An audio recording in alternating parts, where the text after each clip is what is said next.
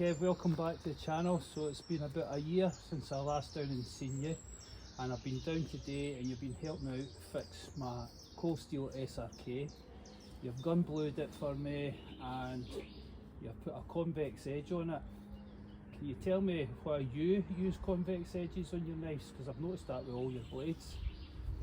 I came across a Scandi and then stopped using them immediately. I hate them, you know, so that didn't happen.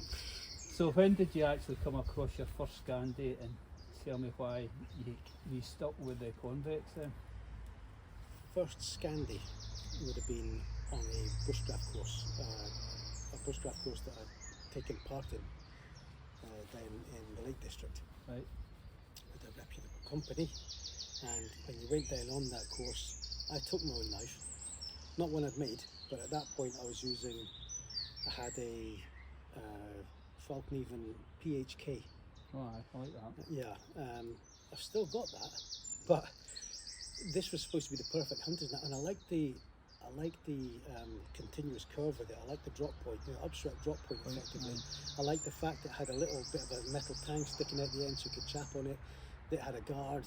It had all the things that I liked at that time. Right.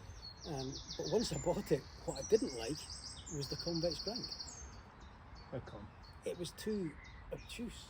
Right. Because the blade was like 5 mil thick, but the grind, it was almost like, well, I hate to say it, like a Scandivex as they call that these days, which to me is not. It's either convex or it's a Scandi. But it was convex grind, but very, very thick. Mm-hmm. And if you're slicing meat and you're putting tension on it and pulling it away, it would work very, very well. Right. But for cutting wood, it was very obtuse and it sort of bit and stuck. Right. And so that was the first knife that I made with my own convex on it, because I've got a bandsaw in there, and when I bought the bandsaw, they sent it with a couple of testing bandsaw blades, but they also sent it with these sanding belts, and I think it was 80 and 120 grit or something like that. And this convex grind on that irritated me to the point where I was like, right, I'd rather not use this than have it as it is. So I'm going to risk knackering it rather than kind of have it sitting there doing nothing. So that was brave, was it not? That must have still been an expensive knife in the day. It was about 350 quid at the time when it first came out, and it was the 3G one as well. So right. So I had this, and while you're saying that, so I got my bandsaw, and I had a piece of metal in there because I wasn't making knives at this point. It was years before I'd made a knife, and I got this, I don't know what, and it was either a piece of steel or a piece of metal, I can't remember. But when I put it against the belt, it hit the back of the spine and the back and the top of the piece of steel, and sort of missed the middle, when it was the middle I was trying to take off. And so I thought, well, that's not going to work. And I had to jerry rig a lump of wood that I clamped onto the bed of my bandsaw behind the belt, so I could actually have a thing to push it against. And so I started this up, and I distinctly remember getting this knife, and I'm going, are you an idiot? This is like a really expensive knife, and you're just going to rub it on this belt on a bandsaw. I was just like, oh, do I want to? And I thought, well, I hate it the way it is. Right. So it's either do this and succeed, or I'm going to not use it anyway. So I thought, I'm going to go for it. Uh-huh. So I managed to kind of take what would have been the shoulder off it and take it to a full height grind. So I did a full height on the. That was brave.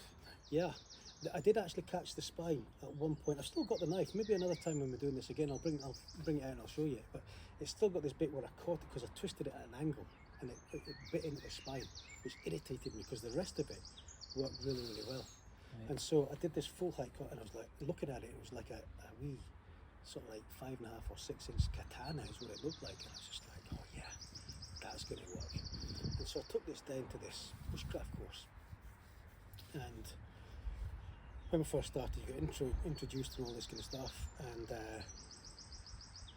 I wanted to have a conversation with instructors about knives and they were just not up for it at all. They just vetoed it full out, just weren't going to talk about knives. They said they were sick of it. But if you brought your own knife, they were going to look at it and see if it was fit for purpose before they let you use it. So when I whipped this out, they were like, right, you're a bit more serious looking than a Mura. And everyone else got Muras and they went, well, you can use that then. We're happy enough, it's strong enough. I was like, okay. So I got the, what's it? The folding saw, the Baco folding saw, the Laplander. You got a Laplander, you got a ferro rod, and you got those other ones, got the Mura in a wee tool roll thing. And I had my knife. And so we started on the course, and I'd taken a strop with me for keeping it sharp. And so they went through the tuition and bits and pieces like that.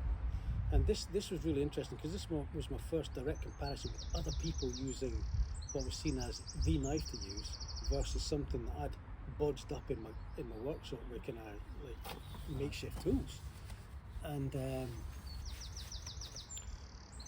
I think it was day 3 before I needed to even strop that knife.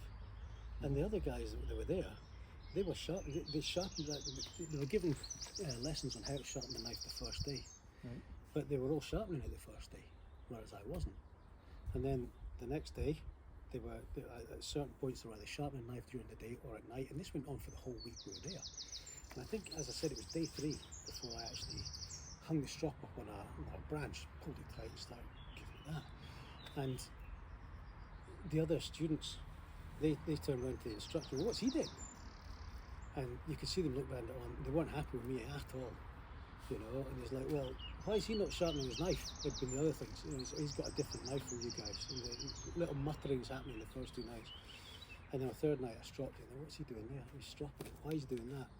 Well, he's got a different knife. And so a knife conversation of a sort came about. Right. And what had become apparent to them was that my knife, which was 3G steel, so it was a high-end steel, I suppose, it was holding its edge better, but the Convex grind was working way better for splitting things. We had to split down it was either pine or birch log we'd got. We had to split that down and make feather sticks. Okay. And these guys, it was maybe a foot long, maybe about a foot long.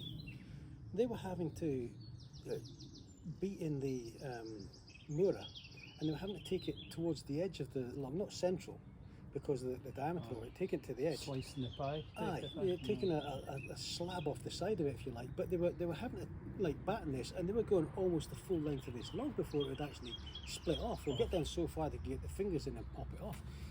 But I found that the PHK is not quite an inch in depth, I don't think, maybe 22 mil or something. But I found that when I battened that down, I got it down the depth of the blade and it split it top to bottom. All right. And I was like, oh, that's different from what they were doing. And I'd never experienced battening. I'd never done that until I was on this course. But I found that, like, whacking that in, it just popped. Next one, bang, bang, pop. Right. It was just so much more efficient. And the edge was staying on it. And by, as I say, day 3, they were all asking if they could look at my knife. They were all checking it out, seeing what was different, and asking questions of the instructors, and they weren't happy about it at all. Right. But I think a few people came away with the impression that the knife they were using was maybe not the best thing that they could have had to be using compared to what I was using. Right. Okay. Yeah.